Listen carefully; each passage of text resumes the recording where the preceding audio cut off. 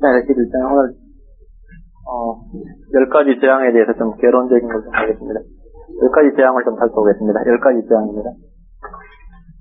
예.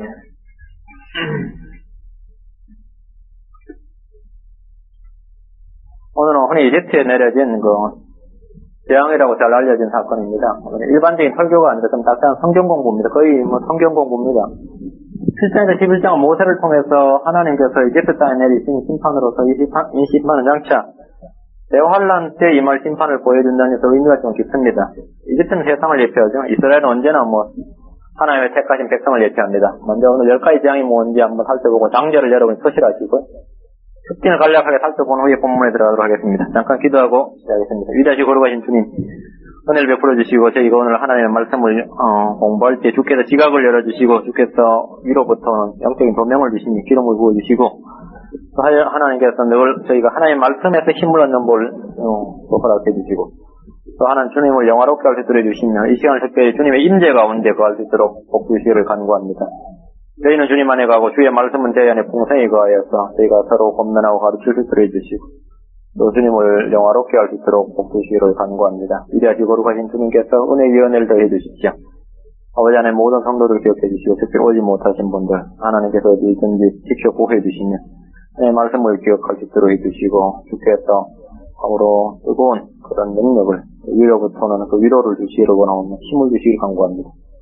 아버지는 마음에 주님 앞에 간구하고 필요를 구하는 것들이 있는 성도를 기억해 주시고 주님께서 채워주시며 또 넉넉히 힘을 주시옵소서.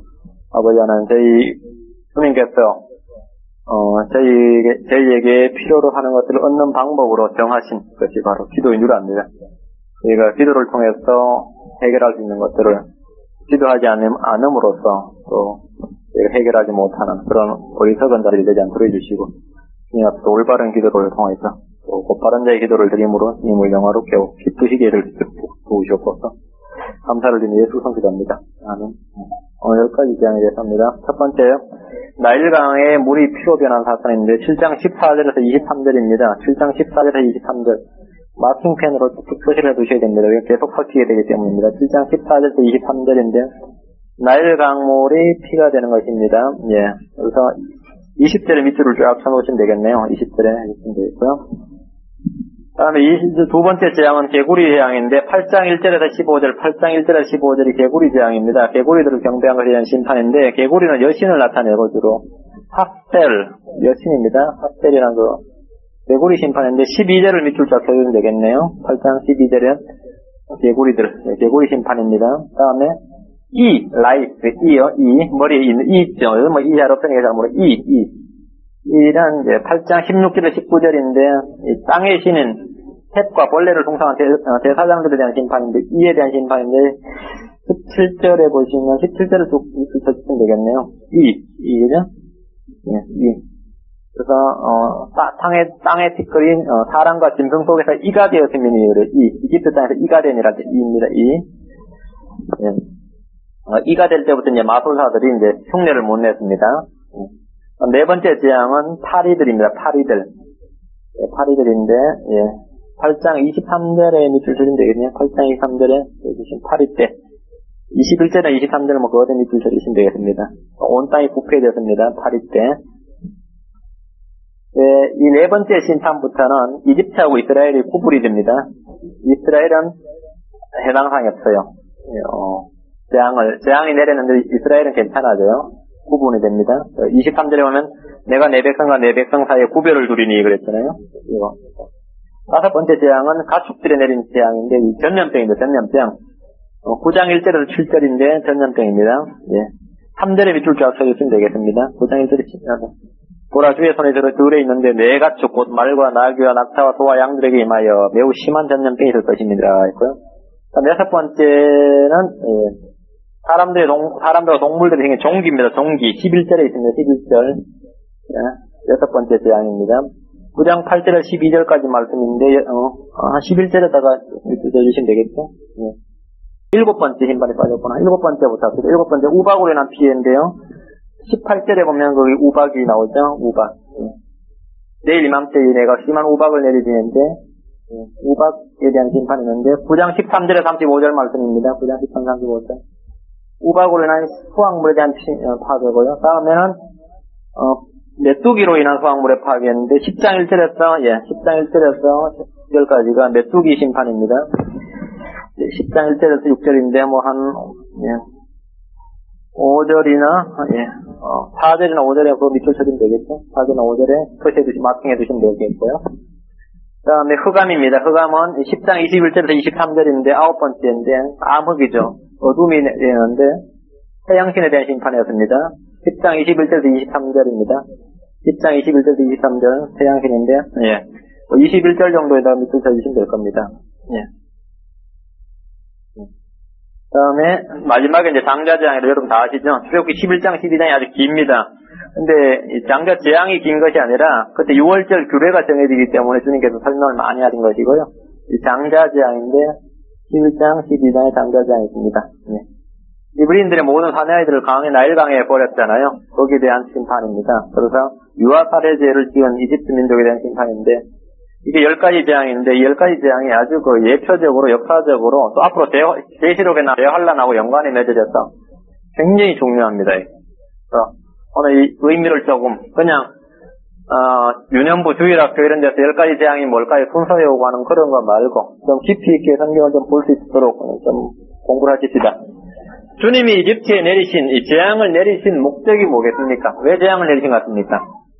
첫째는 이집트와 온 세상에 하나님의 권능을 보이시기 위해서 재앙을 내렸습니다. 출애굽기 9장 16절에 보면 주님께서 왜 재앙을 내리시니 그 목적이 나옵니다. 출애굽기 9장 16절에 보세요. 내가 바로 이런 까닭으로 너를 이렇게 세웠나니 이것은 내 안에서 내 권능을 보이고 내 이름을 온 땅에 밝히 드러내려 함이니라. 이건 로마서 9장 17절에 인용된 말씀입니다. 한마디로 말하면 주님께서 뭡니까? 주님의 권능을 보이고 주님의 이름을 온 땅에 밝히 드러내려 합니다. 태양신 라의 이름, 바알제북 이런 이름들은 있잖아요.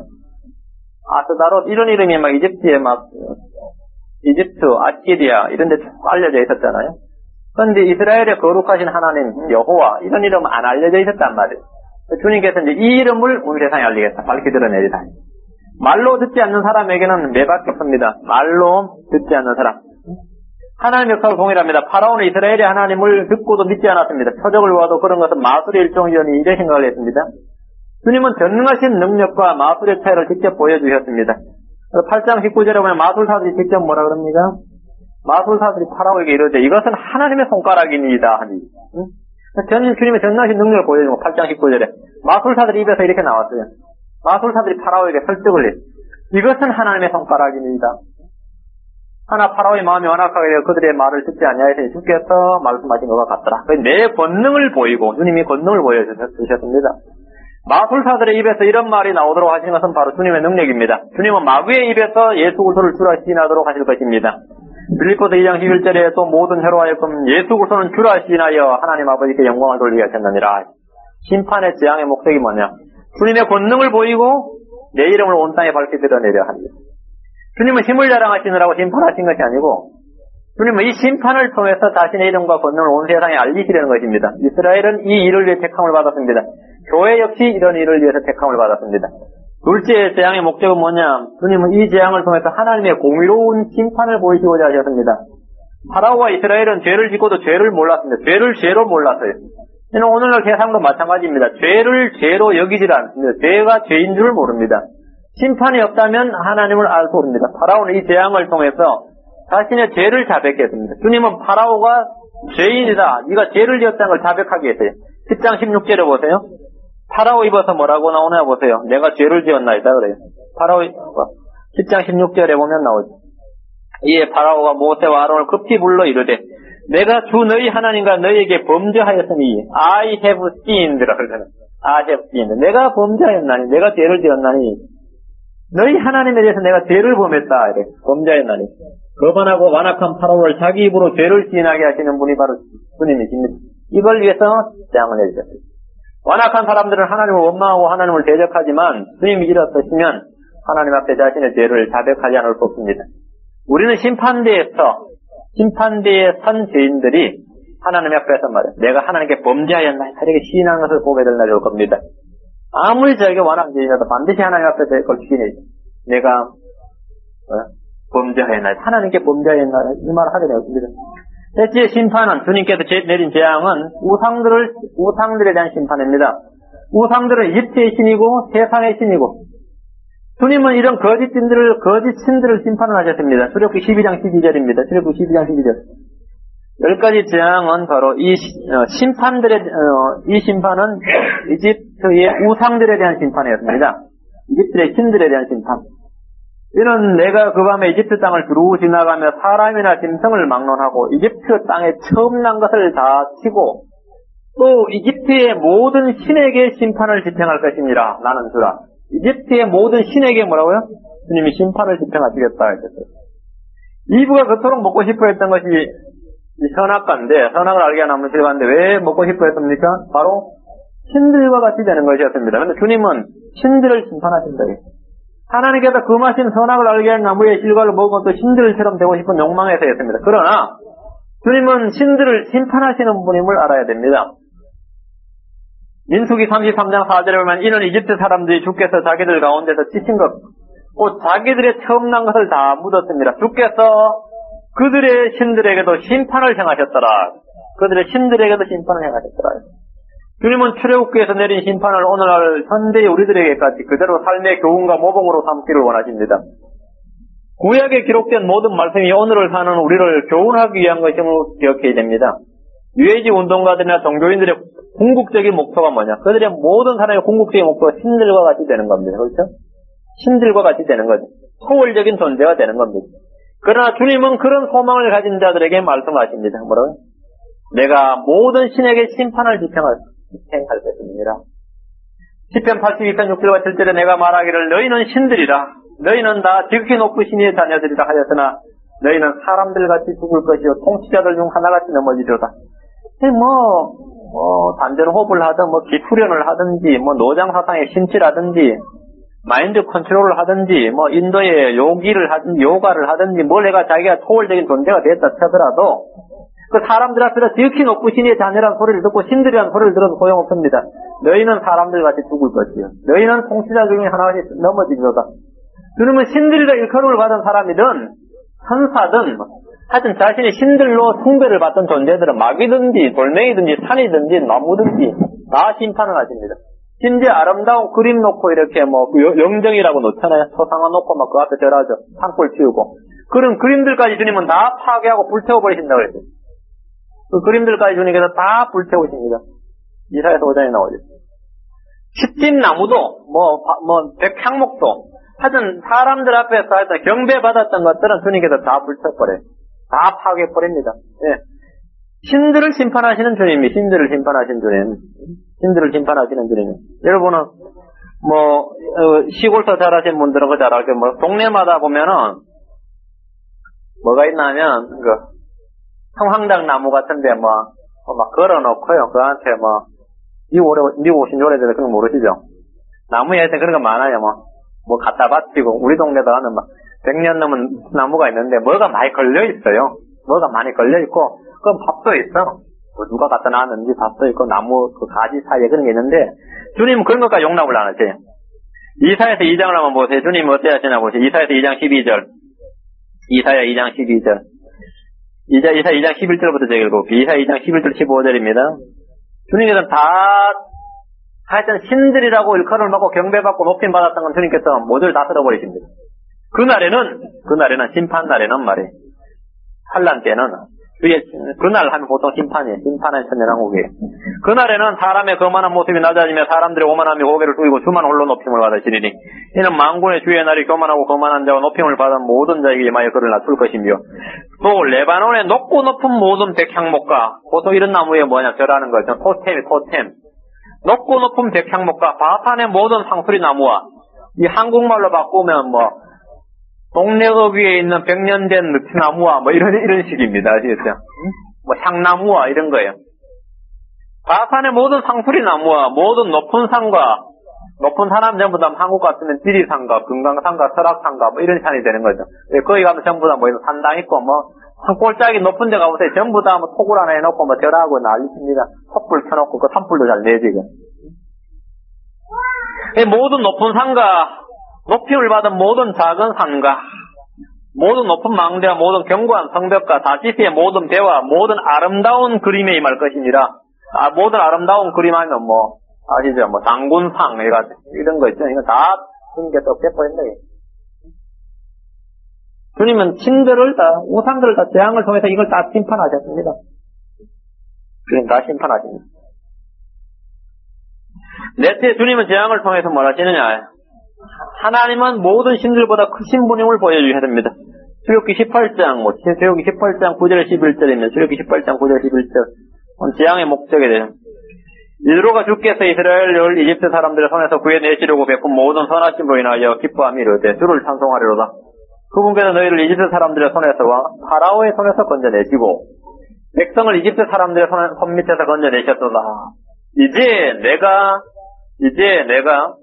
주께서 모든 신들보다 크심을 알았으니, 이제 내가 주께서 모든 신들보다 크심을 알았으니 이는 그들이 교만하게 행한 일에서 그분께서 그들 위에 계시기 때문이로다. 주님은 몸의 재앙들을 통해서 하나님은 모든 신들보다 크시다. 그리고 그들 위에 계신 분이시다. 이것을 보여주었습니다. 이런 사실은 후에 느부갓네살이나 다리오와 같은 제국의 왕들이 차례대로 깨닫는 진리입니다. 무릇 하나님의 사람들이 깊이 알아야 할 내용 가운데 하나는 하나님께서 모든 신들보다 크시고 교만하게 행하는 자들 위에 주님이 계신다는 사실입니다. 그 위에 주님이 계신다는 사실입니다. 다섯째, 주님은 10가지 재앙을 내리셔서 심판하셨는데, 열은 이방인을 상징하는 수인 동시에 인간의 책임을 묻는 수입니다. 10가지 재앙이라 그러죠. 10가지 계명을, 10계명을 주셨죠. 10가지 계명이. 또, 주님 종들에게 돌아올 때까지만 몇 문화 줬습니까? 10문화를 주셔서 한 번, 10명의 종들에게 한 문화에 나눠가 이렇게 10문화. 10이란 수, 10은 항상 이방을 나타내는 수입니다. 그리고 인간의 책임을 묻는데 10가지 재앙입니다. 10가지 재앙, 10가지 계명, 10가지 열문화. 그래서 장사에서 주님이 와서 세계 계산하겠다. 10가지.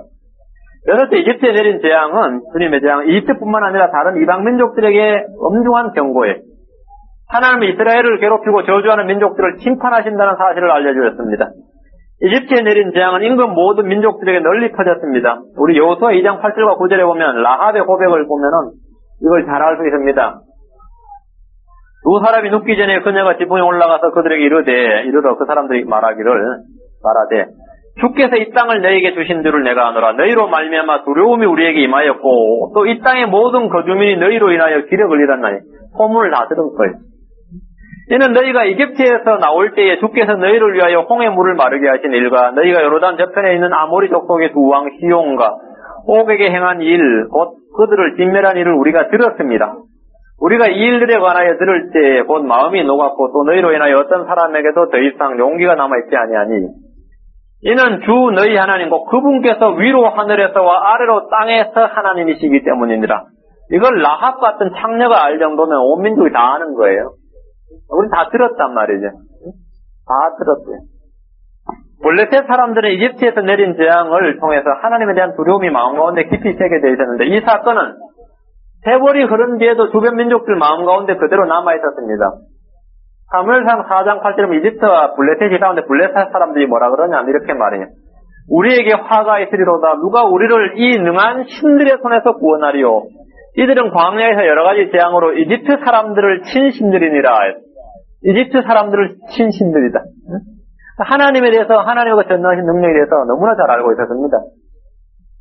일곱째, 이집트에 내린 재앙은 이스라엘 민족에게 하나님의 살아계신과 능력을 자손대대로 심어주기 위한 것이었습니다. 10번의 재앙을 통해 이스라엘 사람들은 하나님의 능력과 두려우심을 몸소 체험을 했습니다. 신명기 4장 3절 33절에 35절을 보시면 그 의의가 나옵니다. 이 재앙의 의의. 이집트 사람들에게 내린 재앙이 이스라엘 사람들에게 미친 영향이 뭐냐? 신명기 4장 33절 35절. 신명기 4장 33절 35절. 이 10가지 재앙은 이스라엘 사람들의 두고두고 역사에 남는 그 가슴에 새겨지는 사건입니다. 어떤 백성이 너처럼 불 가운데서 신명기 4장 33절 35절 어떤 백성이 너처럼 불 가운데서 말씀하신 하나님의 음성을 듣고 산적이 있었느냐? 혹은 주 너희 하나님께서 이집트에서 너희를 위하여 너희 눈앞에서 모든 것을 행하신 것 같이 하나님께서 친히 가시사 시험과 표적과 이적과 전쟁과 강한 손과 펴신 팔과 큰 두려움으로 한 민족을 다른 민족의 한가운데서 택하여 낸 적이 있었느냐? 이것을 내게 보여주신 것은 목적이죠. 하나님께 10가지 재앙을 이스라엘 백성들에게 보여주신 것은, 이것을 내게 보여주신 것은 너로 하여금 주 그분은 하나님이시요 그분 외에는 다른 신이 없음을 알게 하려 하심이니라. 그분께서 내게 교훈을 주시려고 너로 하여금 하늘에서 오는 자신의 음성을 듣게 하시며 땅에서는 자신의 큰 불을 내게 보여주시며 내가 불 가운데서 나오는 그분의 말씀들을 들었느니라. 이유가 목적이 뭡니까? 그분은 하나님이시고 다른 신이 없다는 걸 알게 해주는 것. 두 번째, 내게 교훈을 주시려고. 너로 하여금 하늘에서 오는 자신의 음성을 듣게 하시고 땅에서는 자신의 큰 불을 내게 보여주시며 내가 불 가운데서 나오는 그분의 말씀을 들었느니라. 주님은 친히 자신이 표적을 보여주신 이유들을 스스로 설명하고 계십니다. 이제 우리는 하나님께서 내린 재앙의 순서들을 통해서 하나님의 계획과 목적을 한번 살펴보겠습니다. 10가지 재앙 중에서 앞에 9가지 재앙은 뚜렷하게 333, 3가지씩 구분이 딱 됩니다. 본문으로 다시 넘어옵니다. 출애굽기 3장 본문 넘어오면, 본문에 넘어오면, 자, 다시 출애굽기 7장으로 옵시다. 재앙의 구분이 뚜렷이 갑니다. 첫 번째 재앙은 이 물이 나일강이 이제 피로 변하는 거고 개구리하고 이가 이제 온 땅에 이가 이제 이는 3가지 재앙이었잖아요.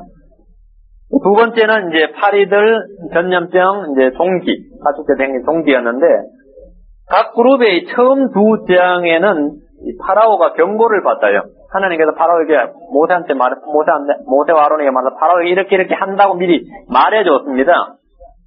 근데 마지막 재앙, 2번은 경고를 하고 3번째는 경고를 안 해요. 그 4번째, 5번째 경고하고 6번째는 경고를 안 합니다. 2번은 경고를 하고 1번은 경고를 안 하고 2번은 경고하고 1번은 경고하고 이런 식으로 이 심판의 심판이 일어나는데 물이 피로 변할 때도 가서 물이 피로 변하게 될 것임을 경고했고 개구리 재앙에도 미리 가서 개구리가 이제 온 땅에 일 것이다 이렇게 경고를 했어요. 2번의 경고 후에 3번째 재앙에는 경고기 바로 집행을 하셨습니다. 주님은 재앙의 심판을 내리시는 가운데도 기회를 주십니다. 이것은 우리 성도들에게도 마찬가지입니다. 사건과 사고를 통해서 예기치 않는 문제를 통해서 주님은 막으시기도 하시고 마음 가운데 깨우침을 주시기도 하시고 2번의 경고를 주시고 3번째는 그냥 집행이 됩니다. 그러나 계속 거부할 때 주님은 경고 없이 심판을 하십니다. 우리 성도들의 삶도 마찬가지. 2번의 경고를 주는데 안 들어요. 그러면 3번째는 그냥 임하는 겁니다. 경고 없이 매. 물이 피로 변하고 개구리가 이집트 전역에 생긴 일은 단지 사람들을 불편하게 했습니다. 이 일은 이스라엘 사람들에게도 똑같이 영향을 미쳤습니다. 주님 이집트 전역에 일을 보내셨는데 이 재앙은 파라오에게 경고를 주시지 않으셨습니다. 4번째 재앙인 파리들과 5번째 재앙인 가축들에게 내려진 질병은 경고가 주어졌습니다. 주님께서 경고를 해주셨어요. 그리고 6번째 재앙인 사람들과 동물에 생긴 종기, 저 재앙은 경고 없이 집행이 되었습니다. 주님은 2번의 경고와 그것을 거부할 때 또 경고 없이 심판을 집행하셨습니다.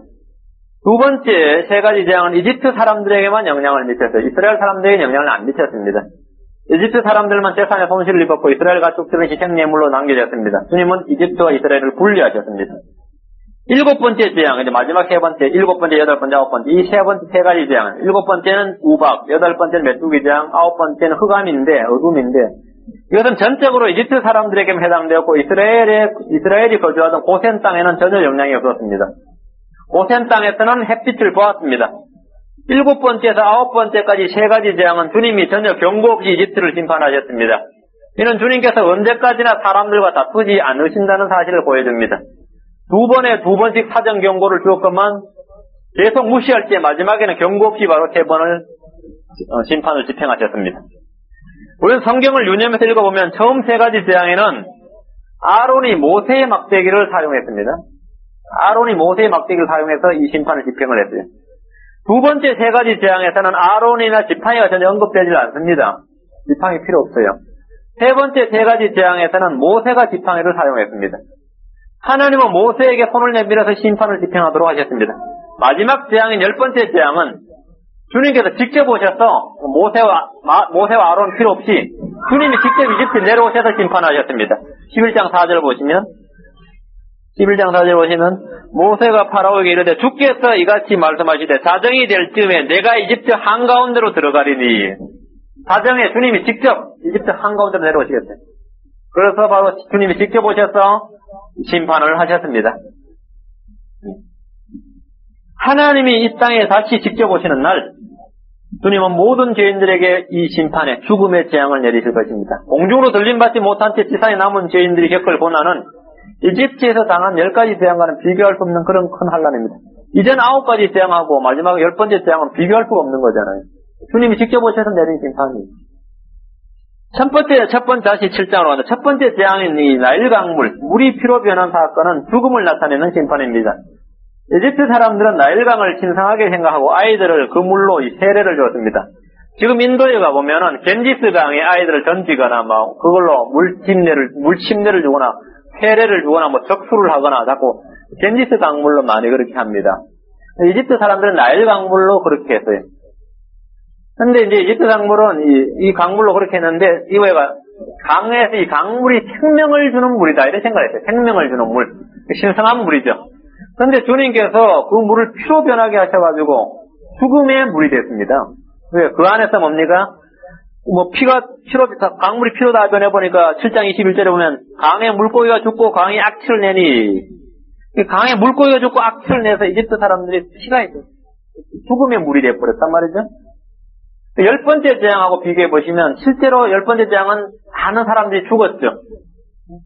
강자들이 다 죽었잖아요. 짐승이든 사람들이든. 첫 번째 난 거 죽었다고. 첫 번째가 10번째. 첫 번째가 모형이고 10번째가 실제예요. 첫 번째가 모형이고 10번째가. 근데 주님께서 이런 게 굉장히 많습니다. 창조기 타다 보면 첫째 날에 빛이 있었느라 하면 네 번째 날에 뭐가 있는 거예요? 태양과 달이죠. 태양과 달과 별이라고요. 둘째 날에 공창이 있었느니라 그러면 다섯째 날에 뭐가 있어요? 공창을 면 하늘이 있다고. 짝이 착착 맞아 들어가는데 첫 번째 재앙하고 10번째 재앙이 짝이 맞아 들어갑니다. 첫 번째 재앙은 물을 피로 바꿔서 죽음의 재앙이었다면 10번째 재앙은 실제로 죽음이었어요. 두 번째 재앙이 뭐냐면 개구리를 온 이집트에 생기게 한 것이었는데 이런 개구리들을 경배한 것에 대한 심판입니다. 여러분 개구리를 아시냐면 개구리는 어둠 가운데 밤에 출생하는 동물입니다. 개구리는. 9번째 재앙은 흑암이 이집트에 임하는 것이었습니다. 흑암이 이집트에. 그 두 번째 재앙하고 9번째 재앙이 짝이 맞아 들어가요. 세 번째 재앙은 온 이집트에 이가 생기는 재앙이었는데 마술사들은 이것을 가지고 하나님의 손가락이라고 실토했는 그런 이적이었습니다.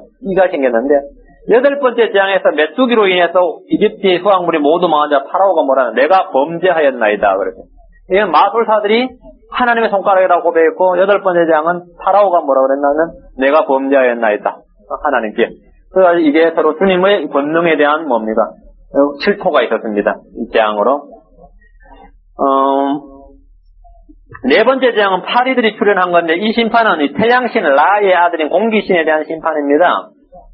파리 때는 이스라엘이 거주하는 고센 지역에는 없었습니다. 네 번째하고 7번째 재앙이 맞아 들어갑니다. 7번째 재앙은 우박인데 우박으로 생긴 재앙 역시 이스라엘은 없었습니다. 5번째 재앙인 가축들에게 내린 질병과 6번째 재앙인 사람들과 동물에 생긴 종기 역시 이집트 사람들만 들어봤는데 가축들의 그 종기하고 질병, 전염병 거의 비슷한 거죠. 그 짝이 맞아 들어갑니다. 주님께서는 절묘한 대치로 앞뒤가 모두 정확하게 일치하도록 이렇게 맞춰 놓으셨습니다. 1, 10, 2, 9, 3, 8 이렇게 4, 7, 5, 6 이렇게 맞춰놨습니다. 10가지 재앙을 살펴보면 그 정도가 점점 심해지는 걸 알 수 있습니다. 주님은 강도를 점점 높여서 마치면 완전히 꺾어버리십니다. 주님은 나일강을 숭배하는, 나일강을 통상하는 이집트 사람들에게 강물을 피로 변하게 하심으로 그 안에 있던 고기들이 죽어 악취를 내게 하셨습니다. 신성한 생명의 물로 여겼던 강물은 죽음의 핏물이 되었습니다. 힌두교도들이 겐지스강을 신성하게 여겼듯이 이집트인들은 나일강을 신성하게 여겼기 때문입니다. 두 번째 재앙 역시 나일강에서 출발했습니다. 나일강에서 개구리들이 풍성하게 나와서 강에서 개구리들이 물에서 개구리들이 풍성하게 내라 그랬어요. 나일강에서 개구리들이 풍성하게 나와서 온 집으로 들어와서 그들의 가정과 삶을 엉망으로 만들어버렸습니다. 자기들 숭배했던 것에서 자기들 재앙이 출발한 거죠. 자기들이 믿었던 것을 주님께서 무너뜨려버린 겁니다. 세 번째 재앙인 이는 짐승과 사람 모두에게 덮쳤는데 머리와 옷 곳곳에 스며들어서 이집트의 제사장들이 그날 우상들에게 제물을 바칠 수가 없었습니다. 한번 생각해보세요. 테마프 옷을 입었는데 아니면 그 제사장 옷을 입었는데 온 몸에 이에 그러면 그날은 이게 불가능해요. 피부병하고 가려우면 또 이가 있으면 불결해지기 때문에 제사를 지낼 수가 없어요. 정결한 몸으로 제사를 지내야 되잖아요. 그래서 주님께서는 이 가려움증을 주셔가지고 또 불결함을 주해서 희생제를 거행할 수 없게 만들었습니다. 이때 마술사들이 하는 말이 이것은 하나님의 손가락이다 이렇게 외쳤어요. 왜? 자기들이 자기 신전에 제사를 못 지냈어요. 다섯 번째 재앙은 이 파리들인데 파리들은 파리대왕이란 말 들어보셔서 파리대왕 여기 미국 소설 있죠. 파리대왕이란 비엘세붑이 파리대왕인데 이들은 파리대왕이 각종 해충과 병충해로부터 자신들을 지켜준다고 생각을 했습니다. 파리대왕이. 근데 주님은 그 파리를 통해서 이들을 심판하심으로 이들의 잘못된 믿음을 부수셨습니다. 여섯 번째 재앙인 짐승들과 사람들에게 생긴 종기는 이집트의 짐승과 관련된 모든 우상 숭배를 파괴한 일이었습니다. 모든 이교도들은 짐승들을 숭배합니다. 그렇죠? 심지어 박쥐든지 쥐든지 고양이, 돼지, 각종 파충류까지도 우상으로 섬깁니다. 주님은 가축들에게 종기를 주심으로 경배받거나 신들의 희생제물로 사용되던 짐승들을 부정하게 만드시고 죽여버리셨습니다. 내가 예를 들어서 오늘 제물로 바치려고 그러는데 이게 종기가 생기면 그걸 어떻게 합니까? 잡아서 희생제물을 못 드리잖아요. 그렇죠? 주님께서 짐승들의 종기를 생기게 하셨으니까 그 짐승들을 잡아서 신전에 갖다 바쳐야 되는데 신전에 못 갖다 바칠 수 없게 만들어버리는 거죠. 하나님은 재앙을 통해서 이집트인들의 우상과 사고방식, 그 생활방식까지 철저하게 파괴해 나가셨습니다.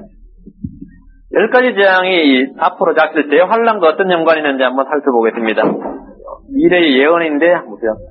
야곱의 대환란 기간 동안 이스라엘은 전에 파라오에게 겪었던 것처럼 혹독한 압박과 고통을 받을 것입니다. 그들은 하나님께 부르짖을 것이고 하나님은 그들의 음성에 귀를 기울이실 것입니다.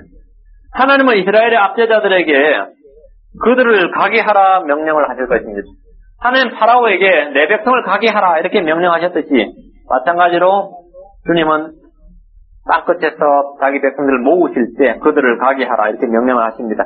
이사야서 43장 6절에 보시면 이사야 43장 6절에 보면 출애굽기에 지금 이 사건과 환란 때의 사건이 거의 같습니다. 이 완전히 일치랍니다. 이사야 43장 6절에 이사야 43장 6절에 이사야 43장 6절 내가 북쪽에게 이르기를 내놓으라 할 것이요 남쪽에게 이르기를 붙잡아두지 말라 내 아들들을 먼 곳에서 데려오고 내 딸들을 내 땅끝에서 데려오라 하리니 내 백성을 가게 하라만 내놓으라 붙잡아두지 말라 파라오에게 한 명령과 같죠? 그죠? 하나님은 모세와 아론을 주셨듯이 모세와 엘리야라는 두 증인을 주실 것입니다. 예시록 11장 36절에 보면 두 증인이 나오죠? 얀네와 얀브레가 모세를 대적하면서 이적을 일으켰듯이 대환란 때 적그리스도와 거짓 대언자들은 이적을 일으켜서 온 세상을 미혹할 것입니다. 그것도 같은 내용이죠? 하나님은 세상에 전무후무한 강한 재앙의 심판을 내릴 것입니다. 대환란이라 그러죠? 여기 10가지 재앙, 이집트에서 이집트 국가 이래로, 이집트가 국가가 생긴 이래로 이런 재앙이 없었다고 그랬어요. 마찬가지로 대환란, 세상이 생긴 이래로 이런 재앙이 없었다고 그랬어요. 그죠? 그것도 같은 내용입니다. 하나님은 이 재앙의 심판 가운데 자신의 백성들을 보호하실 것입니다. 주님께서 앞에 3가지 재앙은 당하게 하셨지만 그 다음부터는 보호하셔서 이스라엘 사람들은 당하지 않으셨습니다. 마찬가지로 대환란 때도 하나님께서는 남은 자들 14만 4천 명 있죠. 주님께서 보호하시고 지켜주셔서 무사히 환란을 통과하게 하십니다. 나일 강물이 피로 변했듯이 계시록 8장 8절 계시록 대환란 때도 물이 피로 변하는 일이 있습니다. 계시록 8장 8절 지금 내용을 보십시다. 계시록 8장 8절 둘째 천사가 나팔을 불매 불붙는 큰 산과 같은 것이 바다에 던져지니 바다의 3분의 1이 피가 되고 바다의 3분의 1이 뭐예요? 피가 되고 물은 다시 피로 변할 것입니다. 계시록 16장 4절과 5절 계시록 16장 4절과 5절 셋째 천사가 자기 대접을 강들과 물들의 근원들 위에 쏟아부으며 그것들이 피가 되더라. 피가 되더라. 내가 들으니 그 물들의 천사가 이르되 지금도 계시고 전에도 계시고 앞으로도 계실 주요 이렇게 심판하시오니 의로우십니다. 전례가 있어요. 이집트에서 실제로 이렇게 한번 해보셨습니다. 그렇죠? 강물이 피가 되신 피를 나일 강물을 피로 만들고 물을 피로 만들었듯이 대환란 때도 마찬가지입니다. 심판이 같습니다. 아까 개구리 재앙이 있었죠. 출애굽기에 지금 개구리 재앙이 나왔죠. 개구리 재앙이 16장 13절 보시면 계시록 16장 13절 보면 마찬가지입니다. 대환란 때도 또 내가 보면 개구리 같은 부정한 영, 태시용에 입각하신 분이니까 거짓된 저희에서 나오니 개구리 같은 다시 사탄의 개구리들이 나타날 것입니다. 계시록에 메뚜기의 역병이 있었는데 출애굽기에 메뚜기의 역병이 있었는데 계시록 마찬가지입니다. 계시록 9장 2절에 11절, 계시록 9장 2절 11절에 보면 메뚜기의 역병이 나옵니다. 계시록 9장 2절에 그가 바닥 없는 구덩이를 여니 그 구덩이에서 큰 용광로 연기 같은 연기가 올라오며 해와 대기와 그 구덩이 연기로 인하여 누워지며 또 메뚜기들이 연기 속에서 나와 땅 위로 올라오며 나오죠? 메뚜기들. 그럼 뭐합니까? 4절 보면 또 그것들에게 명령이 떨어져 땅에 풀이나 푸른 것이나 나무는 하나도 해하지 말고 오직 이마 안에 하나님의 인이 없는 사람들만 해하라 하더라. 또 그들을 죽이지는 말고 5달 동안 고통만 주게 하라. 뭐 이런 메뚜기 재앙이 다시 임합니다. 우박이 임했었죠? 출애굽기에 지금 이집트 땅에 우박이 임했습니다. 근데 계시록에도 마찬가지입니다. 8장 7절, 계시록 8장 7절에 보시면 대환란 때 마찬가지입니다. 첫째 천사가 나팔을 불매 피 섞인 우박과 불이 나왔어요. 땅 위로 쏟아지는 나무의 3분의 1이 타버리고 푸른 풀이 다 타버립니다. 피 섞인 우박이라, 피 섞인 우박. 그렇죠? 끔찍한 우박이 하늘에서 떨어질 것입니다. 계시록 16장 10절 보시면 출애굽기에서 이집트에 내린 심판 중 하나가 흑암이 세상을 덮치는 거였죠. 9번째 심판이. 계시록 16장 10절 보시면 계시록 16장 10절 다섯째 천사가 자기 대접을 짐승의 자리 위에 쏟아부으며 그의 왕국이 어둠으로 가득하고 사람들이 아픔을 인하여 자기 혀를 깨물며 어둠으로 가득하고 어둠이 임하는 거죠. 지금 심판이 완벽하게 일치하죠. 완벽하게 일치합니다. 파라오가 자신의 마음을 완악하게 했듯이 악인들 역시 회개하지 않고 더욱더 마음을 완악하게 할 것입니다. 계시록 9장 20절과 21절 보시면 계시록 9장 20절과 21절 보면 계시록 9장 20절 21절 보면 파라오가 재앙을 당하면 회개를 하는 게 아니라 점점 마음이 완악해졌습니다. 마찬가지로 계시록 9장 20절과 21절에 뭐라 나옵니까? 이 재앙들로 인하여 죽지 않냐고 남은 사람들은 여전히 자기 손의 행위들을 회개하지 않냐며 오히려 마귀들과 또 금과 은과 녹과 돌과 나무로 만든 우상들을 보거나 듣거나 걷거나 하지 못하는 우상들에게 경배하기를 그치지 않냐고 또한 자기들이 행한 살인과 마술과 음행과 도둑질로 회개하지 아니하더라. 점점 마음이 완악해지죠? 마음이 완악해집니다. 이집트의 장자들이 모두 죽었듯이 그래서 이집트에 엄청난 숫자가 죽었죠. 마찬가지로 대환란 때 많은 사람들이 죽임을 당하게 될 것입니다. 3분의 1이 죽는다 그러죠. 요한계시록 9장 15절에 보면 네 천사가 풀려나는 이들은 어느 해, 어느 달, 어느 날, 어느 시에 사람들의 3분의 1을 죽이려고 예비된 자들이더라. 어느 해, 어느 달, 어느 날, 어느 시 3분의 1이 죽는다. 출애굽기에서는 어느 해, 어느 달, 어느 날, 어느 시에 뭡니까? 장자들이 다 죽는다. 똑같은 그런 거죠. 네. 이스라엘이 출애굽하듯이 대환란을 통과해 이스라엘은 구원을 받을 것입니다. 로마서 11장 26절에 보면 이제 이스라엘 구원이 있단 말이에요. 대환란 때 구원이 있습니다. 무사히 출애굽을 하듯이 이스라엘도 출애굽을 합니다. 마찬가지로 대환란을 통과합니다. 그래야 모든 이스라엘이 구원을 받으리니 이렇게. 그러나 모든 이스라엘이 구원을 받으리니 이것은 기록된 바 시온에서 구원자가 나오다 야곱에서 경건치 아니한 것을 돌이키시리니 이래 나오죠. 그래서 로마서 11장 26절에 모든 이스라엘이 구원을 받으리니 했습니다. 그래서 출애굽기의 사건, 또 이집트에 내린 재앙과 대환란 때의 이스라엘의 사건 거의 같은데 이집트는 세상의 모형입니다. 동일합니다.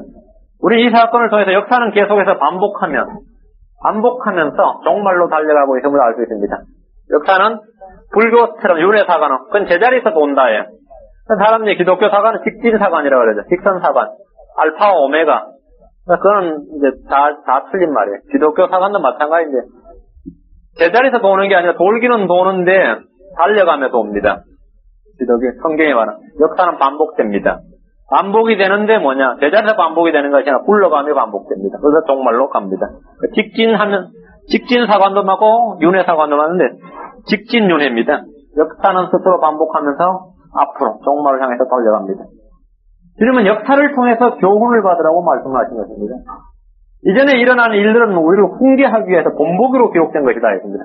고린도전서 10장 11절, 고린도전서 10장 11절, 이 구절 읽고 마칩시다. 고린도전서 10장 11절. 우리가 여기서 교훈을 받아야 됩니다. 고린도전서 10장 10절과 10장 11절. 이제 이 모든 일이 일어난 것은 그들에게 본보기가 되게 하기 위함이며, 또 그것들이 기록된 것은 이집트의 10가지 재앙을 왜 기록해 놓겠어요? 기록된 것은 세상의 끝을 만난 우리를 훈계하기 위함이니라. 우리가 훈계를 받아야 돼요. 이런 사건을 통해서. 그렇죠? 우리에게 본보기가 되었다. 본보기가 되었다. 10장 4절에서도 그 표현이 있어요. 10장 6절에도 있죠. 이제 이러한 일들이 우리의 본보기가 되었으니 그 목적이 뭡니까? 우리로 하여금 그들이 악한 것들을 탐한 것 같이 그런 것들을 탐하는 자가 되지 말게 하려 함이니라. 목적이 돼. 구약의 기록 목적은 신약 성도들에게 뭐합니까? 훈계하기 위한 것이고, 그것들을 목적이 뭐냐? 그들이 한 것처럼 하지 않게 하기 위해서. 그래서 교훈을 주기 위해서입니다. 로마서 15장 4절 한 구절 더 보십시다. 잘 아시는 구절입니다. 로마 15장 4절.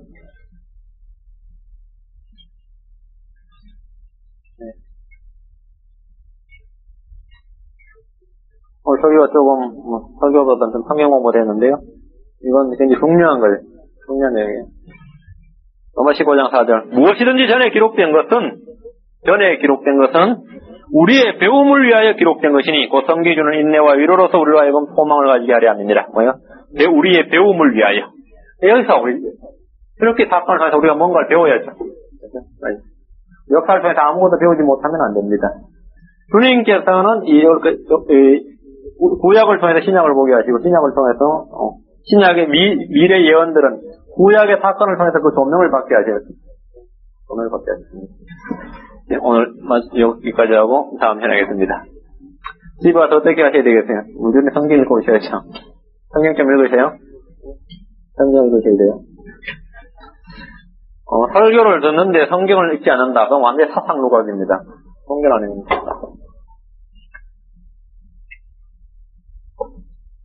그래서 테니스 강습을 하는데 코치가 폼을 보여주니까 쉽네 하고 자기가 따라 해야죠. 반복해서, 그죠?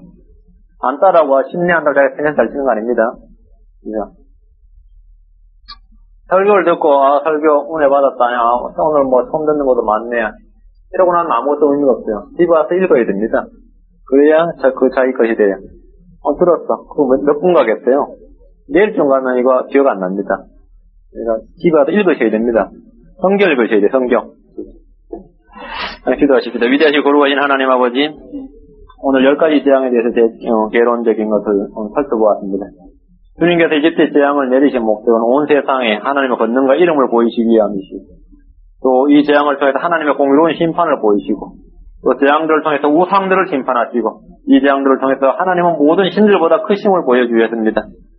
주님께서 재앙을 통해서 이집트뿐만 아니라 모든 민족들에게 엄청난 경고를 주셨는데, 아버지 하나님, 저희가 이 하나님의 말씀들을 통해서 경고와 훈계를 받고 이 본보기를 통해서 저희가 마음을 완악하게 하지 않고, 또 장차 이 땅의 그 환난의 무서움을 저희가 깨달아 알 수 있도록 해주시고, 이 땅에 많은 사람들이 참 들림받지 못하고 환난을 통과해야 하는, 그래서 이런 고통과 어려움을 겪어야 하는 사람들이 한 사람이라도 줄어들 수 있도록 저희가 부지런히 복음을 증거하고 또 구원할 수 있도록 주님께서 은혜를 더해 주시옵소서.